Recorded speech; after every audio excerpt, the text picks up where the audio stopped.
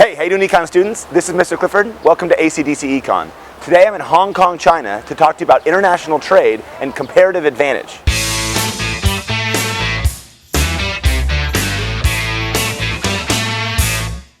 Everybody trades, and I'm not just talking about countries. I'm talking about everyone. When one person becomes a dentist, they trade their services to the person who's the lawyer. Since people don't have the time to learn how to do everything, and they have different abilities, they specialize in one thing and trade with other people for the thing that they need. And it's the same way for countries. In fact, Hong Kong is the international hub for finance and trade in all of Asia. It also has the 5th largest skyscraper in the world, the International Commerce Center. Let's look at a made-up scenario to show you why and how countries trade. Let's use the United States and China. And let's assume they can produce only 2 goods, planes and toys. Now, before we go any further, keep in mind that it doesn't really look like this in real life. Countries produce more than just 2 goods, but we simplify the world in economics, and then we bring in the complexities later on. Anyway, in our situation, let's just say the United States can produce 10,000 planes or 30,000 toys, and China can produce 4,000 planes or 20,000 toys. It's easy to organize this by drawing a grid, with the countries on the left and the things they can produce on the top. Notice the United States can produce more of both planes and toys. This is called having an absolute advantage. But this doesn't mean that the United States should produce both planes and toys. Both the United States and China should specialize in producing one and then trade with the other country. But how should they trade? That guy just walked right through here. Oh, that's funny.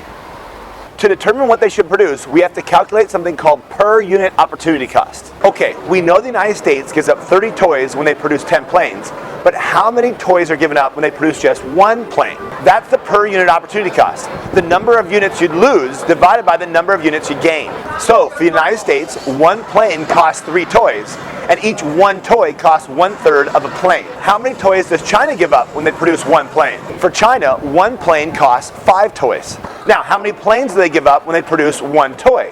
The answer is 1/5 of a plane. So which country should specialize in producing planes? The one that gives up 3 toys for each plane, or the one that gives up 5 toys for each plane? Well, the US, because they have a lower opportunity cost and therefore a comparative advantage. China has a comparative advantage in the production of toys. So if these 2 countries specialize in trade, they'll actually be better off than if they try to produce the products themselves. And that's the whole reason why we learned the concept of comparative advantage. Hey, thank you guys. Thank you. Thank you.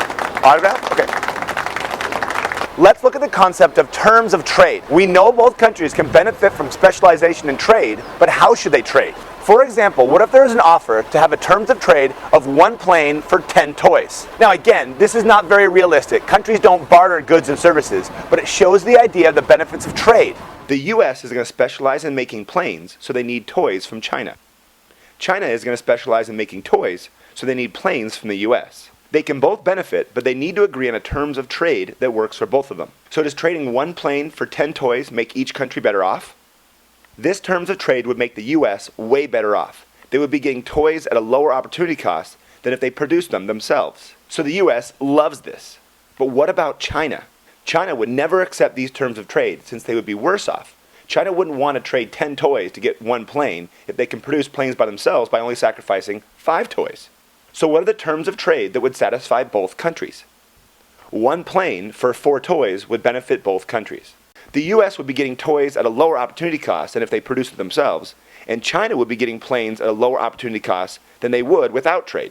In fact, trading 1 plane for any number between 3 and 5 toys would benefit both countries. Anything greater than 3 would benefit the United States.